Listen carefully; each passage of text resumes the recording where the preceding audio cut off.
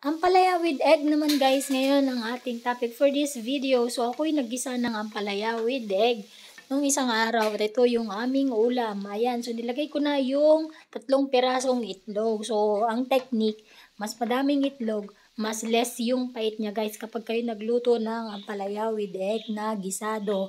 So mabilis lang iluto to, mga 10 minutes lang. So makakaluto ka na kaagad ng ampalaya with egg. Tapos, ayan na guys. So, luto na yan. At ready to serve na yung ampalaya with egg ko. Para rel, ako'y nagprito ng 3 galunggong. So, masarap din na may partner na pritong galunggong yung gisadong ampalaya with egg guys. So, kaya yan yung match niya or yung combination niya na ulam namin. So, ayan guys. So, kailangan madrip din yung oil niya sa paper towel para mas less yung oil niya pagkakainin na.